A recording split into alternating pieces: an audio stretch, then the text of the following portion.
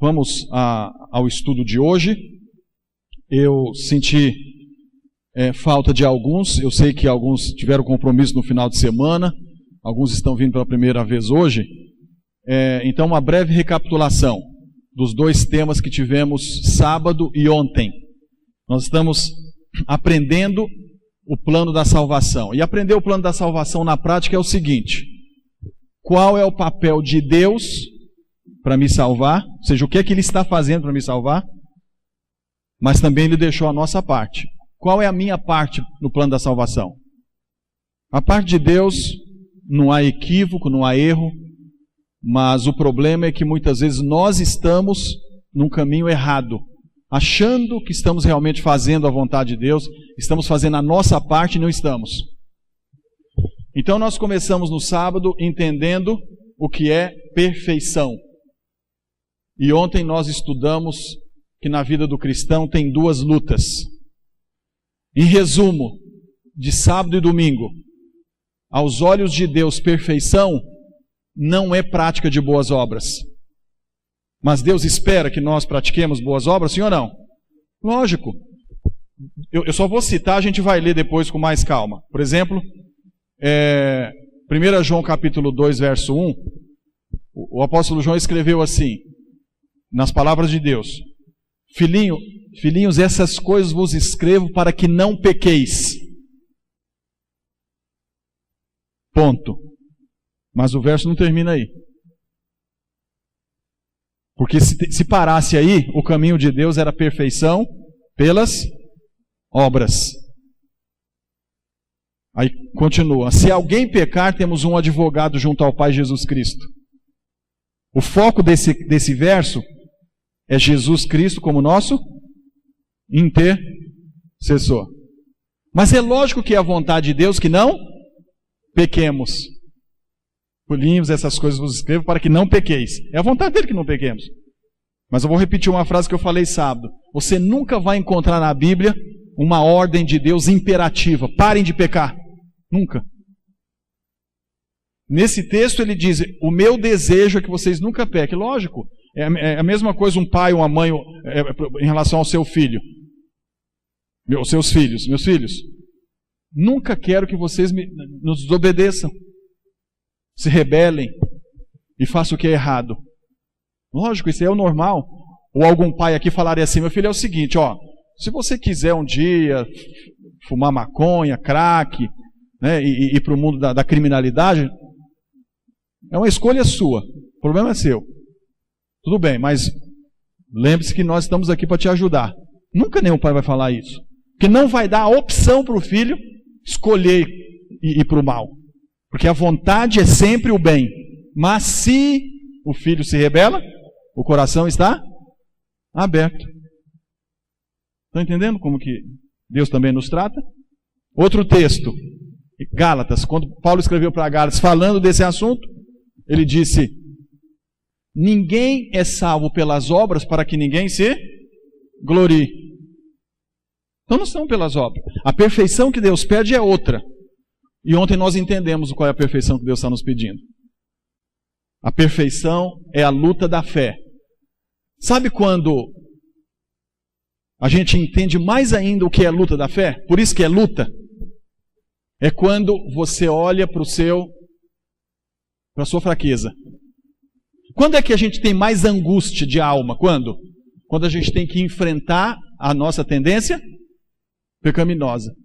E todos aqui, sem exceção, têm tendência pecaminosa, porque nós somos pecadores. Uns é no comer, outros é no beber, outros é no olhar, outros é no ouvir, outros é no temperamento, é na maneira de tratar as pessoas. Cada um tem uma fraqueza, E Paulo definiu muito bem essa fraqueza quando ele disse assim: o mal que eu quero, esse faço. O bem que eu quero eu não consigo fazer, mas o mal que eu não quero, ele está falando da tendência pecaminosa dele. Então por isso que a luta que mais angustia a nossa alma é a luta para produzir frutos. Depois eu volto aqui. Porque a Bíblia nos ensina que na vida do cristão tem duas lutas. Uma luta é a luta que nós podemos vencer, é a luta da fé. A outra luta, para vencer a tendência pecaminosa, a sua fraqueza, você nunca vai vencer. É fácil entender isso. Quanto tempo você está na igreja? Quanto tempo você aceitou a Jesus? 40 anos? Já venceu? Sim ou não? Quem tem 30 anos de fé aqui, fala para mim, 20, já venceu? Hã? Sim ou não? Eu tenho uma má notícia para você. Nunca vai vencer. Nunca vai vencer. Então pare de lutar na luta errada. Você nunca vai vencer sua tendência pecaminosa por suas próprias forças. É só pelo poder de Deus. E essa é a luta da fé. Eu mostrei para vocês esse quadro aqui, ó. A alegoria do peregrino. Tem um livro com esse nome. Baixa na internet. Tem lá em PDF. Você pode ler o livro. É uma alegoria do plano da salvação, o livro. Olha lá, aquele cristão é você e sou eu. Com a Bíblia na mão, vindo na igreja, mas carregando o meu pecado, o meu peso, a minha tendência pecaminosa, e todo dia angustiado por ela. Até o dia em que esse maravilhoso cristão, não sei quanto tempo depois, se 10 anos ou 20 anos, encontrou o quê? A cruz de Cristo. Ou seja, encontrou Jesus. Conheceu Jesus. Tem um filme. Conheceu Jesus. Pronto, se libertou. Olha lá. Porque Jesus está dizendo, vem e deixe aos pés da cruz a sua carga. Eu vou levá-la para você.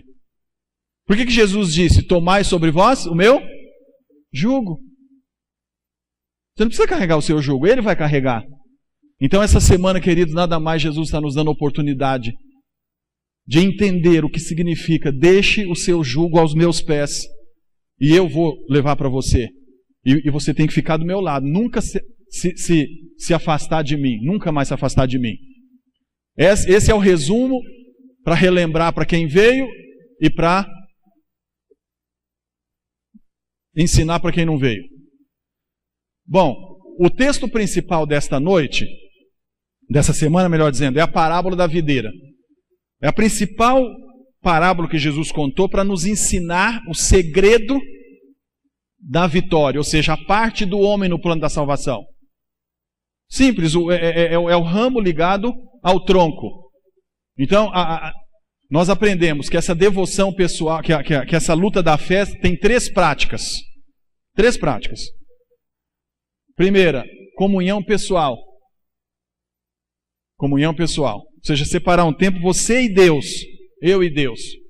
Quando orares, entra no teu quarto, fecha a tua porta e fala em segredo com seu pai. Ele te ouve, te recompensará.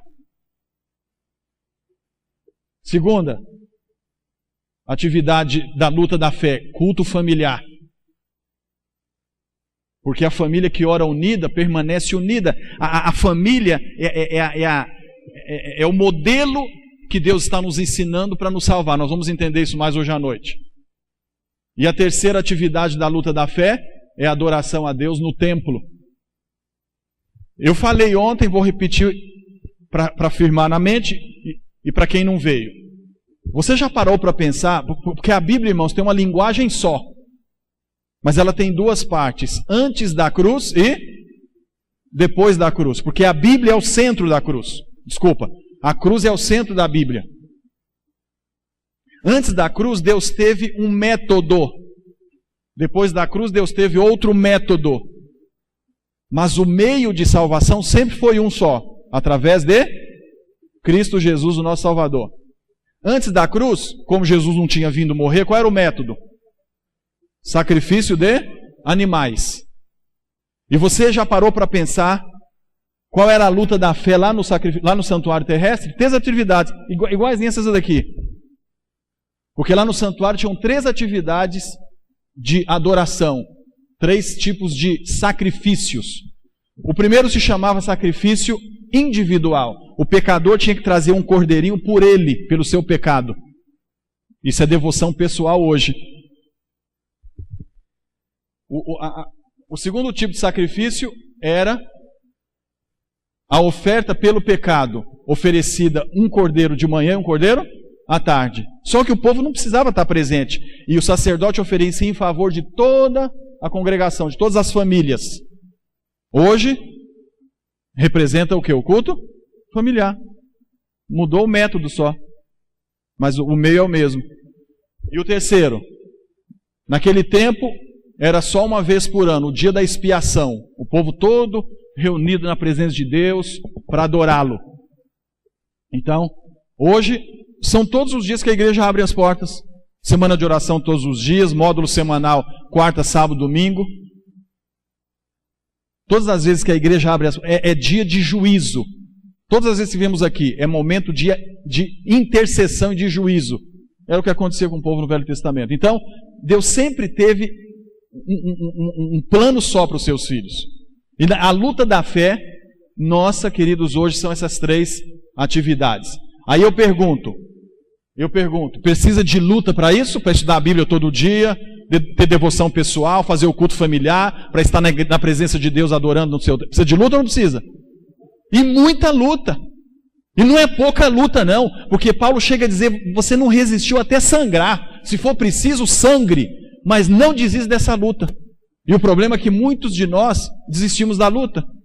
Por que eu falei que essa semana é uma semana para quem está afastado da igreja? Por que uma pessoa afasta da igreja? Inventa um monte de desculpa. Ah, porque o pastor, ah, porque o diretor da escola sabatina, ah, porque o ancião, porque o sábado. Tem muitos, tudo é desculpa, mas tem um motivo só: falta de comunhão com Jesus. Para de vir à igreja, para de estudar a Bíblia, para de orar, apostata mesmo.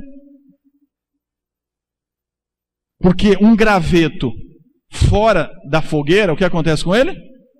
Rapidinho. Apaga a chama, apaga a brasa, esfria, morre. Ninguém sozinho sobrevive na fé, ninguém. Por isso Deus instituiu a igreja. Isso aqui é uma fogueira, cada um, né? Esquentando um ao outro. Às vezes se esquenta de outro jeito também, que não pode, né? Aí tem que jogar água fria em cima da fervura. Mas o aquecimento da fé, sabe, em Cristo Jesus, para nos fortalecermos cada dia, é isso que ele está... É para nos ajudarmos uns aos outros. Então, precisamos de luta para isso. Agora, vencer adultério, prostituição, sensualidade, mentira, avareza, feitiçaria, inimizade, ciúme, discórdia, dissensão, facção, linguagem obscena, bebedice, glutonaria, e a lista vai longe, tantas coisas ruins que o diabo coloca no nosso caminho todos os dias. Ou fazer coisas boas, amor, a bondade, a alegria, a paz, a longanimidade, a mansidão, a temperança. Ou seja, é um mundo de faças e não faças. Por isso no texto de ontem Deus disse para Jaziel, o profeta Jaziel: nessa batalha não tereis que pelejar, porque ela não é sua. Pare tudo, para tudo. Pare tudo. E vede a salvação que o Senhor vai operar por vós. Então, é Deus que vai nos salvar de todos desses faças e não faças. Isso aqui é a carga que nós temos que carregar. O tema de hoje, queridos: pelos seus frutos os conhecereis. Lembram da experiência que eu contei do rapaz no sábado, que estava separado da esposa, já tinha saído de casa, 2 filhos pequenos, angustiado, eu amo minha esposa, meus filhos, mas não estamos conseguindo nos entender. E para a honra e glória de Deus, com um trabalho, né, de aconselhamento ali com eles, eles conseguiram se entender. Ele voltou para casa. Feliz da vida: pastor, eu estou feliz porque Deus devolveu a minha esposa que eu tinha perdido, meus filhos. Eu quero te agradecer de alguma maneira. Esse é o perigo. Quando você descobriu que Jesus morreu na cruz, você tinha que morrer para pagar o preço do seu pecado, Jesus fez isso no seu lugar. Como agradecer por tão grande salvação? Eu lembro do texto de ontem de Ellen White: se nós não entendermos o papel da força de vontade, estaremos em grande perigo. Como agradecer? É a mensagem de hoje. Então vamos ao texto. Eu falei para vocês que ontem nós analisamos a primeira lição desse texto. Hoje nós vamos analisar e estudar a segunda lição desse texto. A segunda lição. Evangelho de João, capítulo 15, versos 1 a 5. Eu sou a videira verdadeira, o meu pai é o agricultor. Todo ramo em mim que não dá fruto, ele poda, e todo ramo que produz fruto, ele poda, para que produza mais fruto ainda. Vós já estáis limpos por causa da palavra que vos tenho falado. Permanecei em mim e eu permanecerei em vós. O ramo de si mesmo não pode produzir fruto se não estiver na videira. Tampouco vós podeis produzir fruto se não permanecerdes em mim. Eu sou a videira, vocês são os ramos. Se alguém permanece em mim ou nele, esse dá muito fruto, porque sem mim nada podeis fazer. Então, queridos, nós analisamos ontem que a primeira ênfase desse texto está em amarelo. A primeira ênfase desse texto é essa frase aqui. Vamos ler comigo? Permanecei. Jesus falou uma outra frase muito parecida com essa. Vinde a mim. Deus a Malaquias falou uma frase muito parecida com essa. Tornai-vos para mim. Perceberam? Todos têm o mesmo sentido. Vinde a mim, tornai-vos para mim, permanecei em mim. Essa é a primeira ênfase do texto. É a luta da fé. É a luta para estar ligado a Jesus. Para buscar a Jesus. Depender dele em vez de depender de si mesmo. Então é possível que alguém tenha saído ontem à noite daqui cantando maravilhas. Sim, que maravilha. Então ir para o céu é tranquilo, é beleza. É só se ligar a Jesus, estudar a Bíblia e orar todo dia, o céu está garantido. Calma aí. Calma aí. Não se empolgue. Porque o Evangelho de Jesus tem duas partes. A primeira parte é: vinde a mim. A primeira parte é: meu filho, os teus pecados estão perdoados. Nós vamos estudar hoje, essa semana aqui ainda sobre Maria Madalena. Você lembra que Jesus disse para Maria Madalena? Eu não te condeno. Vai e não peques mais. A Bíblia tem uma linguagem só, queridos. Esse texto está mostrando as duas mensagens do plano da salvação. A primeira é: vinde a mim, permanecei em mim. Eu não te condeno. Porque você está do meu lado, você está confiando em mim, eu não te condeno. Mas, queridos, a segunda parte desse texto está dizendo claramente, está dizendo o quê? Produzir fruto. E é tão sério produzir fruto, que ele diz assim, olha, no verso anterior aqui, ele diz assim, todo ramo que está em mim, que não dá fruto, poda, corta. Tem que fazer alguma coisa para que produza fruto. Porque não tem como dizer, eu estou em Cristo, eu estou buscando a Jesus, eu estou permanecendo em Jesus e não produzir fruto. Então, se eu estou falando para alguém que saiu soltando um rojão ontem aí, calminha. Não é bem por aí. Primeira ênfase do texto, irmãos, permanecei em mim. A segunda, produzir frutos. Por quê, queridos? Porque produzir frutos nada mais permanecer em mim é relacionamento com Jesus e produzir fruto é gratidão pelo que Jesus fez por mim. Gratidão. Cristianismo tem duas partes. Primeiro é o relacionamento com Jesus, é a dependência com Jesus. E a segunda parte é o resultado de estar ligado a Jesus, é o produzir frutos. Deus não aceita um sem o outro. Simplesmente não aceita. Vamos entender isso melhor hoje à noite. Na lição da figueira nós encontramos que os frutos são indispensáveis. Uma outra parábola que Jesus contou. Jesus e seus discípulos iam para Betânia, de Betânia para Jerusalém, e sentiram fome, e passaram ali na beira da estrada numa figueira, e era época de figos, só que a árvore estava sem frutos. E avistando uma figueira perto do caminho, dirigiu-se a ela, e não achou senão nela folhas, e disse-lhe, nunca mais nasça fruto em ti. E a figueira secou imediatamente. Jesus jogou duro, perceberam? É época de dar frutos e você não tem frutos? Maldição sobre você. Secou imediatamente. O que Jesus está ensinando para nós nesse texto? Que ele não aceita um cristão, ou seja, uma pessoa que está dizendo, eu sou cristão, eu sigo a Jesus, e não produz fruto. Está claro nessa parábola. Uma figueira frondosa prometia frutos bem desenvolvidos, mas ela estava estéril. Ela trouxe falsa expectativa a Jesus e causou decepção. Não é mais ou menos isso que acontece conosco? Vamos ver a lição que Ellen White tira aqui nesse texto que eu estou lendo, sobre o que Jesus quis ensinar para os discípulos e para o seu povo naquela ocasião. A figueira frondosa representava a nação judaica. As outras árvores eram sem folhas, as nações gentílicas. Os gentios não produziam frutos, porém nada se esperava deles.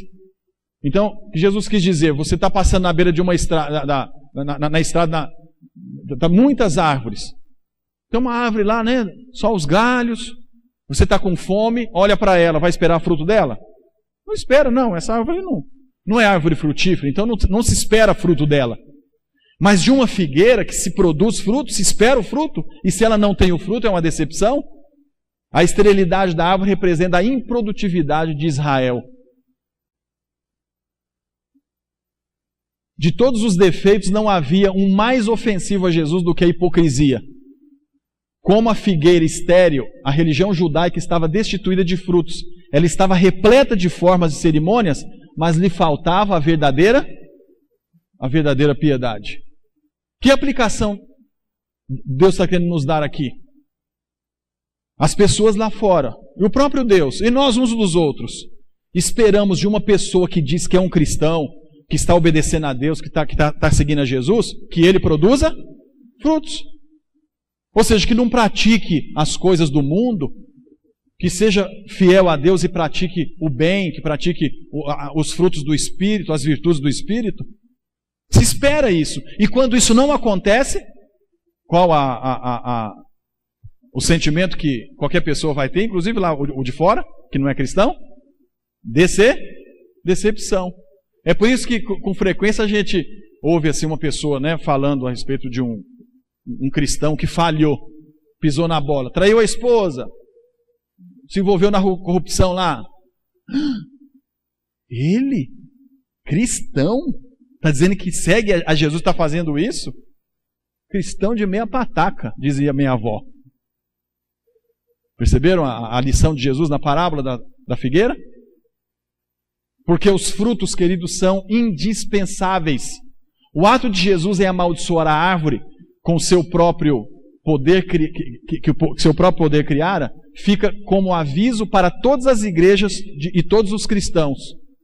Ninguém pode viver a lei divina sem servir aos outros, mas há muitos que não vivem segundo a misericórdia, a abnegada vida de Cristo. Alguns se julgam excelentes cristãos, mas não compreendem o que significa o serviço para Deus.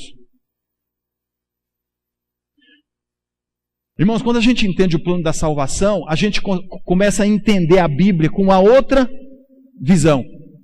Ou seja, começa a entender a Bíblia como um todo. Tudo que está escrito na Bíblia se encaixa com os conceitos do plano da salvação. Deixa eu citar, eu já citei vários, vou citar outros aqui até o final da semana. Um dia, quando Jesus chegou para Pedro e perguntou assim: Pedro, tu me amas?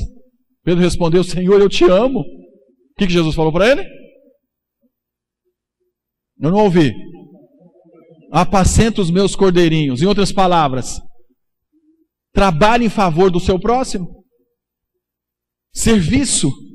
Ser útil. O que você está fazendo em favor do teu irmão? Você que está dizendo que é cristão? Não tem como dizer eu amo Jesus e não obedecê-lo e servir ao próximo e fazer a sua vontade. Um outro conceito desenvolvido por Jesus, que está dentro do plano da salvação, nessa ideia aqui de estar ligado a Deus e como resultado produzir frutos. Um dia perguntaram para Jesus, um fariseu lá, para testar a Jesus: Senhor, qual é o grande mandamento da lei? Ele respondeu como? O primeiro e grande mandamento qual é? E o segundo igual a esse? Você consegue enxergar o plano da salvação aqui? Primeiro, luta da fé. Luta da fé. Jesus no topo. A minha dependência dele diariamente, todo dia. Mas como resultado eu vou amar o próximo igual eu amo a mim mesmo. Entendeu? Tudo está relacionado com o plano de Deus para salvar os seus filhos. Seus planos e cogitações têm por fim agradar a si mesmo. Agem sempre em referência a si próprios. Os que assim vivem para si são como a figueira, toda presunção, mas sem frutos. Paulo lá em Gálatas escreveu os frutos do Espírito, o fruto do Espírito, amor, gozo, paz, longanimidade, benignidade, bondade, fidelidade, mansidão, domínio próprio. Contra essas coisas não há lei. Então, são as coisas boas que nós precisamos fazer, mas elas são frutos do Espírito. Para nós entendermos melhor a importância dos frutos ou das obras na vida do cristão, eu vou voltar novamente para a ilustração da convivência conjugal. E eu já falei essa semana, vou repetir para quem não veio ainda, que eu entendo que Deus instituiu o casamento, a vida a dois. Eu estou falando de vida conjugal, não estou falando de família por enquanto. Vida conjugal, para nos ensinar como Ele deseja nos salvar. Deixa eu falar um pouquinho para os jovens agora. É possível que vocês garotos e garotas, estejam pensando assim: pastor, você está falando isso essa semana e focando muito o marido e a esposa. Que no relacionamento conjugal, se o marido entender como ele tem que amar a esposa, ele vai entender como que ele tem que se relacionar com Jesus. Se a esposa entender como que ela tem que amar o marido, ela vai se relacionar com Jesus.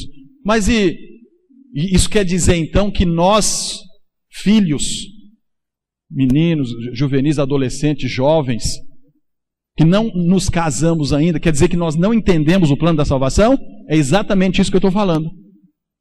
Não vai entender completamente, enquanto você não tiver a experiência conjugal. Mais do que isso, a experiência de ser mãe e de ser pai, de gerar um filho. Quer ver só? Não combinei com jovens, eu não combinei com os casados não, tá? Vou fazer uma perguntinha para eles agora.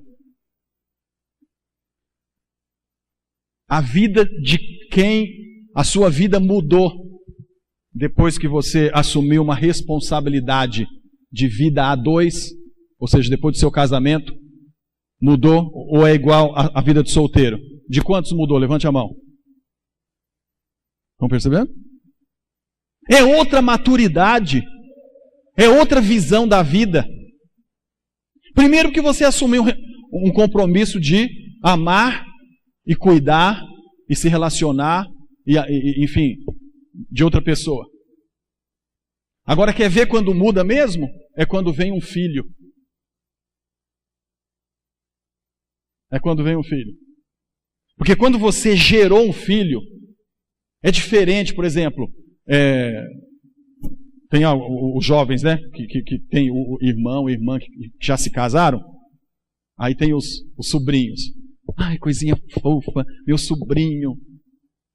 Não tenho dúvida que você ama aquele sobrinho, aquela sobrinha. Mas aí Deus te dá a graça, o privilégio de você se casar e ter o seu filho, a sua filha. Eu pergunto, no seu coração vai ser no mesmo nível de amor e de se dar e se entregar comparado ao sobrinho? Vai ser igual ou maior? Você está conseguindo entender, jovem, o que eu estou falando? Queridos irmãos e jovens, especialmente jovens, depois que o ser humano gera alguém, osso dos seus ossos, carne da sua carne, é somente aí que passa a ter o seguinte sentimento: se for preciso, eu morro no lugar para ele viver. Sim ou não? O pai e a mãe, em sã consciência, alegremente vai morrer pelo filho, se for o caso. Me lembro que um dia o Jader, que é o mais velho, devia ter mais ou menos 17, 18 anos, lá em Vitória. Nós ligamos para ele, aquele negócio assim, começou a demorar um pouquinho mais, onde está vindo para casa, o que aconteceu. Gente, olha o drama. que nós passamos, Ruth e eu. Eu ligo para o Jader, ele atende, ele liga o celular, ele passou a mão lá, mas ele não fala. E eu escutei, e nós estávamos escutando, eu voltei na Viva Voz, e nós escutávamos um cara gritando dentro do ônibus, porque estava acontecendo um assalto. E o cara armado e ameaçando matar todo mundo ali. Gente, nós ficamos numa angústia tão grande que a primeira coisa que eu pensei, Senhor, eu queria estar no lugar do Jader. Não deixa acontecer nada com ele, mas se tem que acontecer, aconteça comigo. Feliz da vida, está falando isso. Mas eu quero que meu filho viva, eu não quero que ele morra. Você está entendendo o que significou Deus dar o seu filho para morrer no seu lugar? Porque Ele te ama tanto que Ele falou, olha, eu morro no seu lugar se for preciso, mas eu não quero que você morra. Que o nosso caso então é salvação. Olha, eu vou fazer de tudo o que for preciso para te salvar, até morrer no seu lugar eu morro. E Jesus veio e fez isso. Aí você vai entender o que é amor da cruz. Eu vou repetir, com todo respeito e carinho pelos jovens. Os jovens nunca vão entender completamente o plano da salvação enquanto não gerem um filho. E sabe o que significa osso dos seus ossos, carne da sua carne. E se for preciso, você dá a vida pelo seu filho. É por isso, irmãos, aqui vai um conselho para os adultos todos, principalmente líderes da igreja. Aqui vai um pedido, não é conselho não, em nome de Jesus. É por isso, irmãos, que nós precisamos ter muita paciência com os jovens. Muita paciência, não é pouca não, muita. E eu já vi líderes da igreja tirarem jovens da igreja por serem estúpidos. Simplesmente porque fica lá fora e não entram. Que fica conversando, fica namorando no cantinho, no escurinho do corredor, e chega lá e fala estúpido, bruto, maltrata. Quantas visitas eu já fiz para jovens que nunca mais voltaram para a igreja pela maneira rude como foram tratados por líderes da igreja? Nós precisamos ter muita paciência com os jovens, irmãos. Muita paciência com as crianças. Eles não têm a mesma maturidade espiritual que você tem e eu temos, porque nós temos a experiência de ser marido, ser esposa, ser pai, ser mãe. Pare e pense, essa visão que você tem não é a mesma que ele tem. Precisamos ter muita paciência. Por isso, irmãos, que para nós entendermos o plano da salvação, essa semana eu quero enfatizar o amor conjugal. E eu quero aqui, nesse momento, definir 4 tipos de amor. E cada marido e cada esposa vai poder, nesse momento, se avaliar. Que tipo de amor eu estou vivendo? Que tipo de amor eu estou tratando a minha esposa, o meu marido? Tá bom? Fique à vontade, cada um vai, não precisa nem se manifestar. No máximo, converse em casa depois. Não precisa nem cochichar aqui, porque senão vai pegar mal, né? Vão acabar descobrindo. 4 tipos de amor. Mas ao mesmo tempo que eu vou ilustrar o amor conjugal, eu vou aplicar no amor a Jesus. Vamos lá então? Qual é o primeiro? Como é que se chama? Amor? Eu não ouvi. Amor? Materialista. Como que é o amor materialista no casamento? É assim, ó. Ele ou ela não tem tempo para o relacionamento. Está trabalhando demais, levanta cedo, sai 7 horas da manhã, chega 8, 9 da noite. Não tem tempo para o relacionamento. Para estar junto, sabe? Aquele negócio de vamos bater papo, vamos jogar a conversa fora, vamos conversar os planos, os sonhos. Não tem tempo para o relacionamento um com o outro. E porque não tem tempo, vem a lei da compensação. Qual a lei da compensação? Quero fazer alguma coisa para compensar, para mostrar que eu amo. Aí começa a encher de presente. Aí compra um vestido novo, e isso e aquilo, e dá um carro novo, e não sei o que, não sei o que. Eu era garoto na Igreja Central de Hortolândia, onde eu cresci, e um dos casais mais ricos da igreja, ele empresário, ela também tinha algum envolvimento de trabalho, mas era menos do que ele, era mais caseira. Mas era uma loucura. Ele saía muito cedo, voltava tarde, às vezes passava dia, semana fora de casa. De repente, um dia, aquele negócio de criança não presta atenção, né, não tem maldade para entender as coisas, mas ouve comentar. Aí, escutei meus pais falando lá em casa, por que fulano de tal e fulano de tal se separaram? Por quê? Ela fugiu com o empregado dela. Chinelinha havaiana no pé. E ele dava um carro novo todo ano para ela. Ela não sabia que era carro de 3 anos de uso, de 5 anos. Carro zero todo ano. E do bom e do melhor. E casa nos trinques. Tudo do bom e do melhor. Porque esse maridão estava na lei da compensação, porque o amor dele era materialista. Não tinha tempo. Como que é o amor materialista na vida espiritual? Eu não tenho tempo para Jesus. Mais ou menos assim. Bom, Jesus disse que buscar em primeiro lugar o reino de Deus e a sua justiça e todas as outras coisas serão acrescentadas. Então, eu preciso levantar cedo para ter comunhão com Deus, para estudar a Bíblia e orar, para depois eu sair para o trabalho e sair para o dia. Só que eu já cheguei tarde ontem, o dia foi estafante, eu estou um bagaço de cansado, dormi 5, 6 horas é o que eu posso, é muito pouco. Ainda vou levantar 1 hora antes para estudar a Bíblia e orar, vou nada. Eu acordo assim já nos últimos momentos, precisando, quase perdendo a hora, só dá tempo de jogar uma água na cara. Come lá um pedaço de pão com um copo de leite, passo mão na paz, saio correndo. Quando eu estou saindo na porta, o Espírito Santo me avisa assim, Jair, peraí, e daí, você está saindo e vai sozinho, não vai levar Jesus com você?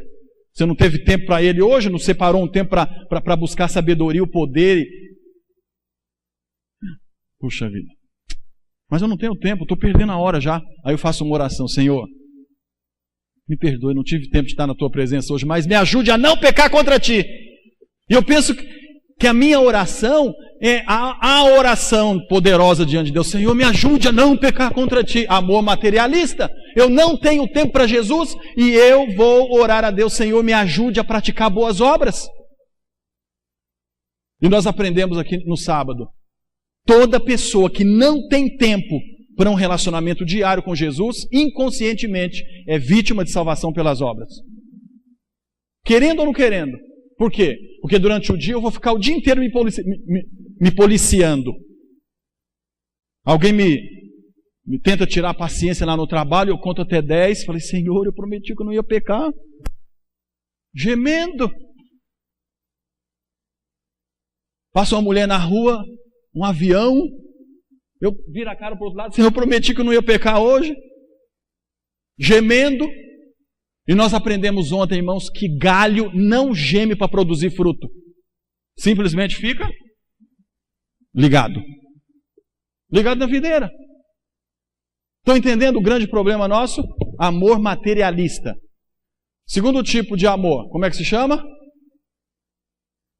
Eu não ouvi. Amor interesseiro. Como que é o amor interesseiro no casamento? O relacionamento é frio, lógico que não tem tempo um para o outro, não tem... O relacionamento é frio, sem afeto, sem carinho, sem romantismo. Né? Porque antes era assim, lá no começo, lembra? No namoro, nos primeiros anos de casamento, minha bonequinha, minha fofinha, minha linda. E agora, mulher. Mulher. Homem. Acabou. Acabou o romantismo, acabou o afeto. O relacionamento é frio. Aí ele pede para ela assim, meu bem, eu estou sem tempo, você pode lavar o carro para mim? Beleza, eu lavo se você fizer as compras para mim então lá no supermercado. Sabe por quê?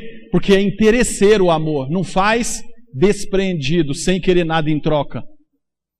Beleza, tudo bem, mas eu só faço se você fizer para mim lá. Esse é amor interesseiro. Não tem afeto. Na vida espiritual, salvação negociada. Eu devolvo o dízimo para Deus me abençoar nesse negócio que eu estou abrindo. Não é porque eu amo Jesus. Eu vou separar 10% de oferta, porque se eu tiver num pacto com Deus aqui legal, as coisas vão bem. Interesseiro, eu vou guardar o sábado para... Deixa eu tocar num ponto bem delicado aqui. Eu vou jejuar para minha mãe sarar. Pastor, está errado? Não é o correto, não é o ideal. Você nunca jejua. Aí jejua porque a mãe está com câncer? Amor interesseiro. Com todo respeito, o que eu vou falar aqui, para os nossos irmãos católicos. Não é muito diferente de botar a cruz nas costas e sair numa peregrinação, até Aparecida do Norte, para pagar uma promessa, que eu estou querendo alcançar uma bênção. Ou seja, o jejum virou um sacrifício para alcançar uma bênção de Deus lá na frente depois. Amor interesseiro. Ah, pastor, como que é o correto então? O correto é jejum, é íntimo e mais profundo relacionamento com Jesus, independente de ter motivos. Então o correto é cada um de nós temos um programa, isso aqui é muito pessoal, né? Um programa de jejum. Então, exemplo, um sábado por mês ou um dia por mês eu jejuo. Independente de motivo, jejuo. Por que a gente deixa de comer e beber, por exemplo? Tem vários tipos de jejum, depende da constituição física de cada pessoa, né? Tem pessoas que não conseguem ficar pelo menos com o líquido, pelo menos uma água, um suco. Outros já conseguem ficar totalmente. Qual o objetivo? É sacrifício? É para falar, Senhor, eu estou aqui pelas pontas, mas me abençoe, eu estou fazendo sacrifício. Não. Porque quando a gente deixa de se alimentar, irmãos, a mente fica mais lúcida para o Espírito Santo falar e eu ouvir. Então o relacionamento com Jesus vai ser melhor. Dessa bobeirada que a gente bota para dentro do estômago. Esse é o objetivo do jejum. Para o jejum ser mais completo, mais íntimo com Deus. Mas não porque eu estou passando por um problema sério. Ah, porque eu vou prestar vestibular sábado que vem, então eu vou jejuar hoje. Amor interesseiro. Terceiro tipo de amor, amor romântico. Opa, se os dois são feios, então deve ser esse aqui, né? Quem é que não gosta de romantismo? Será que é mesmo? Como que é o amor romântico no casamento? Meu bem, eu te amo. O contrário do interesseiro lá que é frio, né? Sem afeto, esse daqui tem afeto até demais. Meu príncipe, minha vida, meu amor, minha boneca, minha linda, eu te amo, mas não venha me pedir para fazer isso não, deixa eu ver minha vida. Eu quero sair com meus amigos, ou seja, quer se casar, mas continuar tendo a vida de solteiro. Não se meta, mas eu te amo, tá? Você é minha vida, eu não vivo sem você. Na vida espiritual, como que é o amor romântico? Ah, queridos, infelizmente, com todo respeito, eu vou precisar falar aqui dos nossos irmãos evangélicos, principalmente pentecostais, agora. Olha lá. Eu amo a Jesus, só Jesus salva, glorificado seja o nome de Jesus, mas não vem me pedir para guardar os mandamentos, não para guardar o sábado. Mas eu amo a Jesus, glorificado seja o seu nome. Não vem me pedir para largar essa roupa, mas eu amo a Jesus.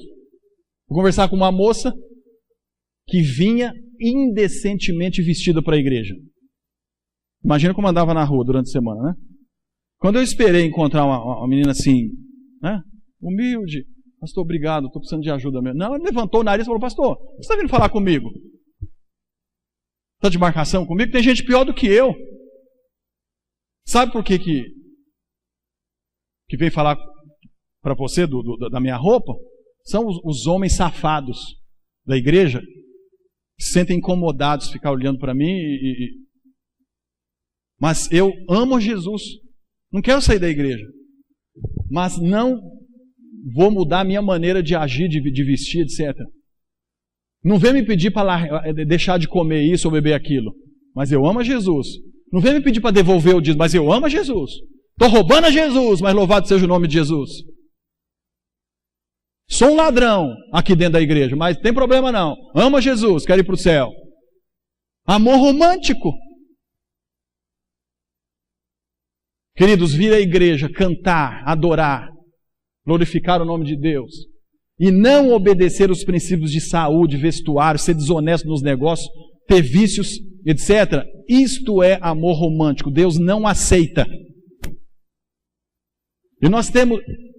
E Deus abomina tanto isso, irmãos, que tem declarações pesadas de Deus sobre isso. Por exemplo, Jesus disse: naquele dia muitos dirão, mas Senhor, em teu nome eu fiz, eu obedeci, eu realizei. Ele vai dizer: eu não vos conheço. Você tinha um amor romântico? Apartai-vos de mim, vós que praticais a iniquidade. Ou seja, quer servir a Deus, está na presença de Deus, buscar a Jesus, mas deixa eu viver como eu quero, levar a vida do jeito que eu quero. Aí, irmãos, é uma religião fácil de seguir. E é por isso que tem centenas e milhares de igrejas por aí, e lotadas. Porque é fácil. Eu amo a Jesus, só Jesus sabe, Ele é misericordioso. Eu sou salvo pela graça. Então não preciso guardar nada, não preciso obedecer nada, posso comer de tudo que eu quero. Queridos, prestem atenção. O diabo tem a intenção de, dentro da igreja adventista, o sétimo dia. Eu não estou falando das outras, porque das outras ele já está tendo vitórias como ele quer. A luta dele é contra a igreja adventista, o sétimo dia. Isso é bíblico, não é o Jair que está inventando, não. Vamos para Apocalipse? Como é que diz lá? Irou-se o dragão contra as mulheres, está escrito assim? E quem é a mulher? Que guardam e têm a fé de Jesus.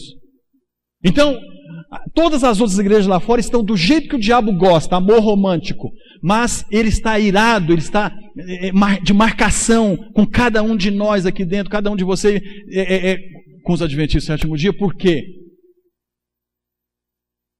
Porque ele não quer que a gente viva uma vida equilibrada. Estando ligado a Jesus e amando sobre todas as coisas, mas praticando a sua vontade, obedecendo os seus mandamentos, as leis de saúde, sendo fiel nos dívidos e ofertas, etc, etc. E aí sabe qual é a luta dele? A primeira intenção é tirar da igreja e para o mundão. Mas quando ele não consegue, é levar para os extremos. E nos extremos está o diabo, não está Deus. Deus está no equilíbrio. O diabo está nos extremos. Então, é por isso que existem duas classes de pessoas dentro da igreja que estão equivocadas. São os equivocados dos dois lados. Os liberais, amor romântico. Eu amo a Jesus, mas não devolve dízimo, se veste do jeito que quer, se pintam, bebe como que quer. Né? Tranquilo, faz de tudo. Quando muito, só se livra lá da carne do porco, do café, o resto, tudo vale. Manda ver. Igual os fariseus e os saduceus. Isso é uma intenção. Quando ele não consegue deixar lá no liberalismo, no mundanismo, aí, opa, então vem aqui, ó. Jesus falou que se você quiser ser salvo, você tem que guardar os mandamentos, tem que ser fiel. E aí leva a pessoa para focar as obras e tira da pessoa a visão de Jesus. E a pessoa está lá no perfeccionismo, que nós já conversamos essa semana aqui. Os dois estão perdidos, porque os dois são caminhos do diabo. E Deus me mandou aqui, queridos, como pastor desse distrito. Eu não entendo por quê. A eternidade vai mostrar. Mas Deus tem uma missão para mim aqui. Levar cada membro desta igreja, desse distrito, a viver fiel a Jesus. E não as coisas do mundo e muito menos as obras perfeitas, sem pecado. O que é então o amor verdadeiro, o amor correto? É o quarto tipo, é o amor verdadeiro.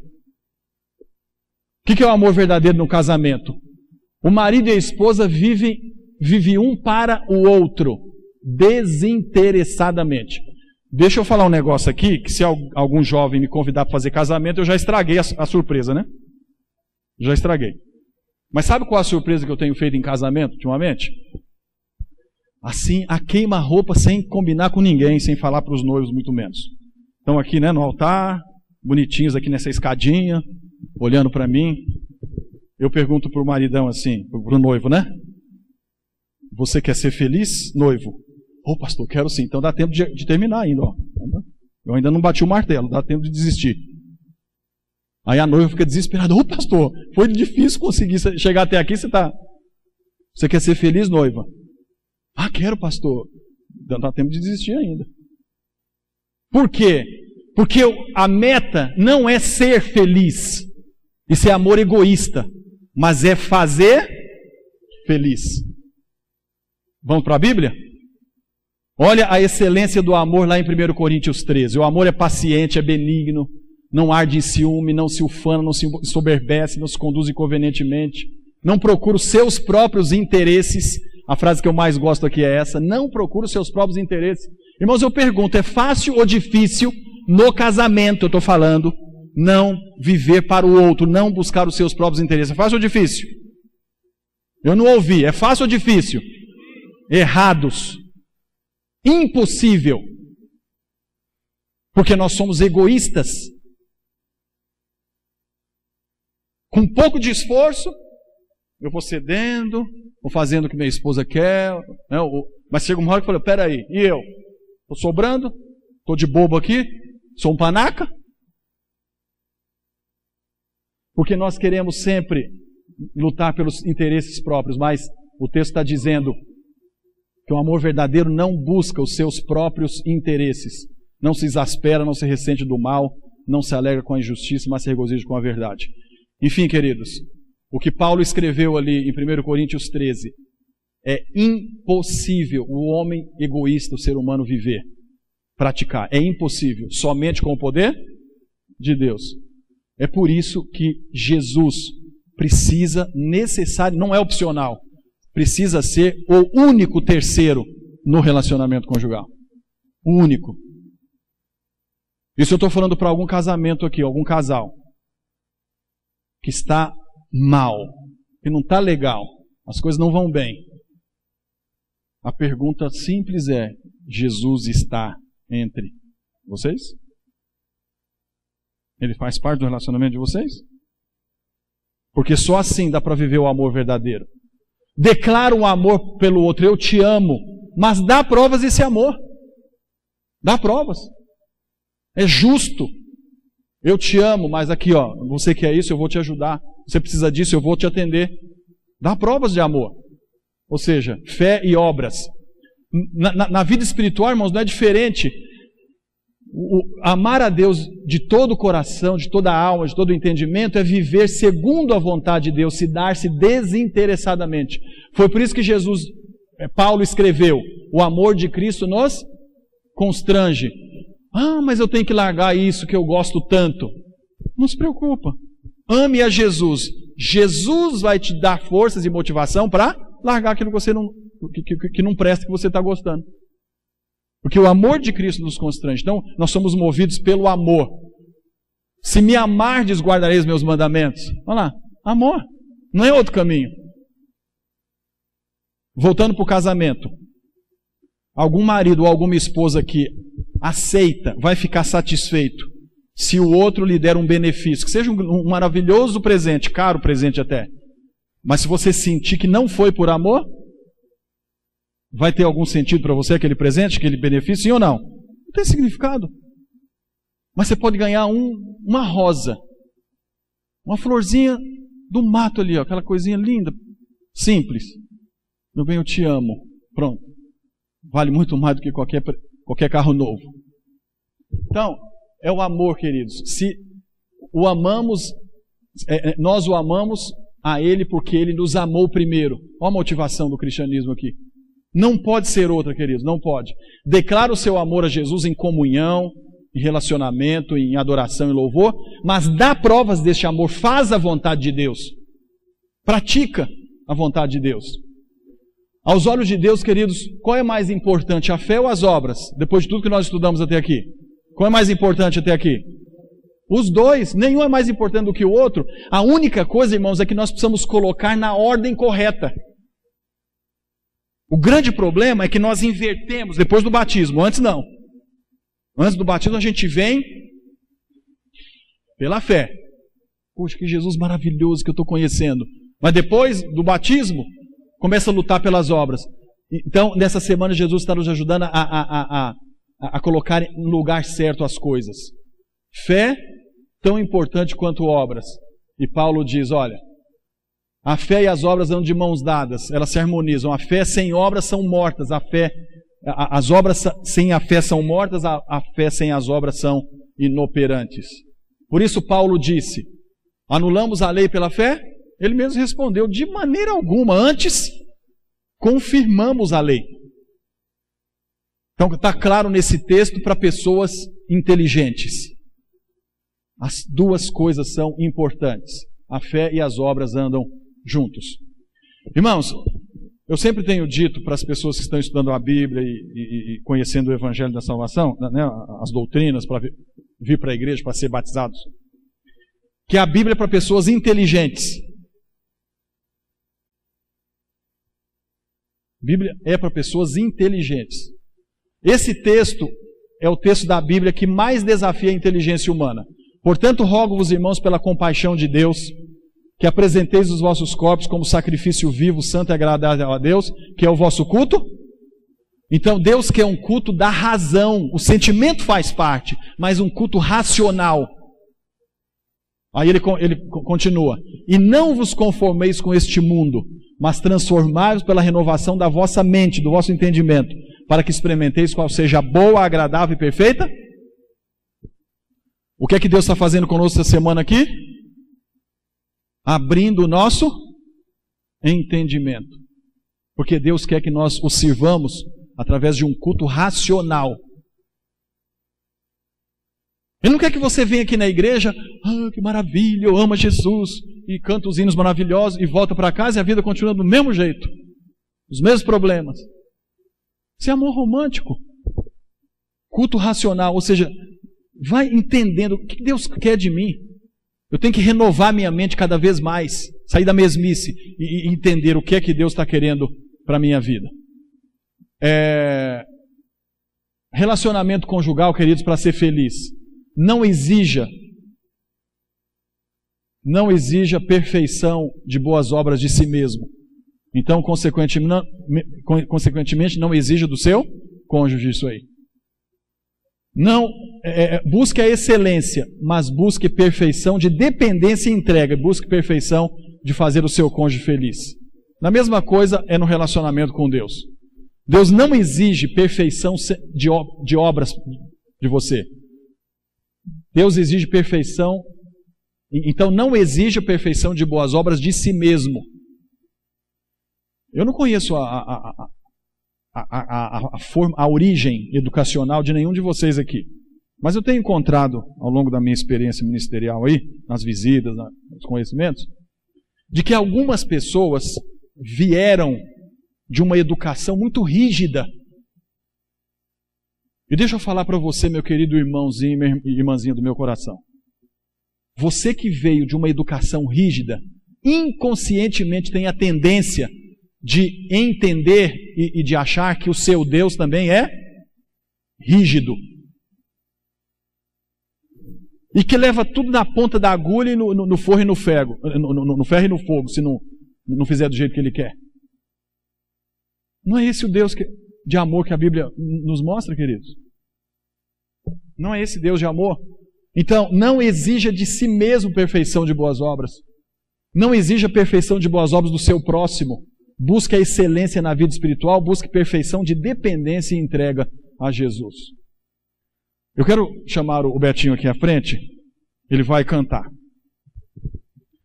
A música que ele vai cantar, queridos, é uma decisão que você e eu podemos fazer nesta noite, depois que nós entendemos. Que Jesus pede para nós uma dependência com Ele todos os dias, em comunhão, estudo da Bíblia e oração. Ele também pede serviço. Ele pede obediência.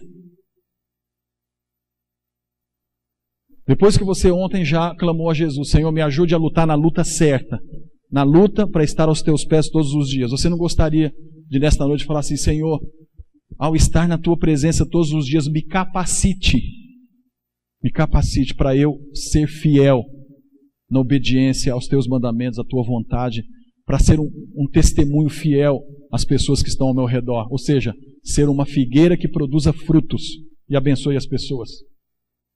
Ou seja, você deseja ser um cristão que produza frutos e frutos para glorificar o nome de Deus. Então, enquanto o Betinho canta, fique em pé e clame a Deus por isto, para que Deus te ajude, além de estar na sua presença todos os dias, viver a obediência que Ele também espera.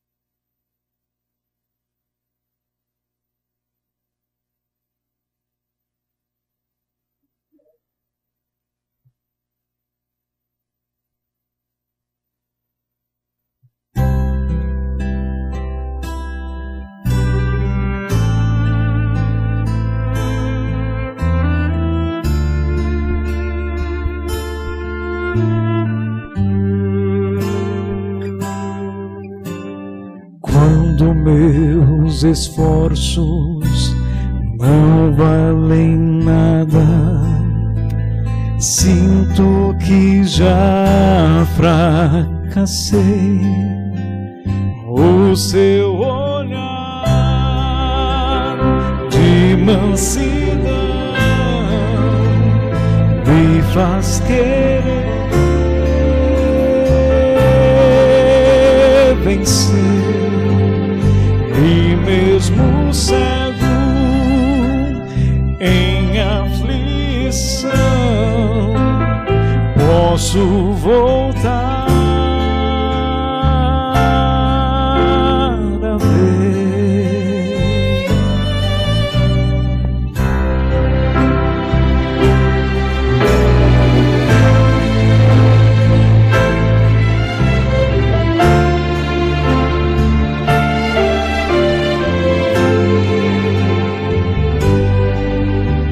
Quando minha vida corre perigo e não existe mais solução, o seu olhar de mansidão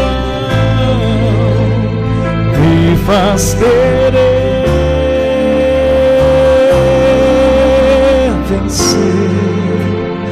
E mesmo cego em aflição, posso voltar a ver. Quero então dizer e gritar bem alto para quem quiser ouvir, saber que existe um Senhor, Ele cuida de mim. Seu amor é maior que esse mundo atroz. Ele é Jesus.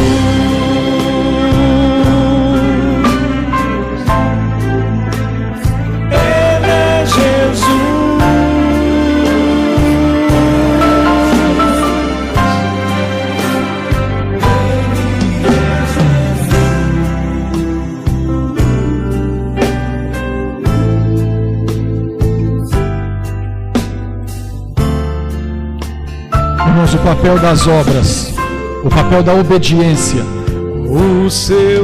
glorificar o nome de Deus. Elas não servem para nos salvar, é tão somente para glorificar o nome de Deus. Então a nossa oração precisa ser: Senhor, me capacite para eu ser fiel e te obedecer.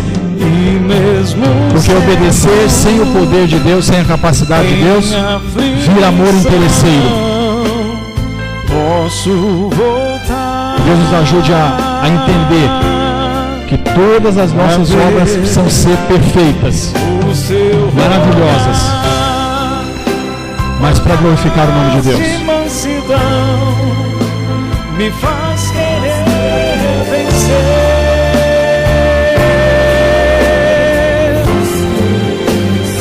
E mesmo cego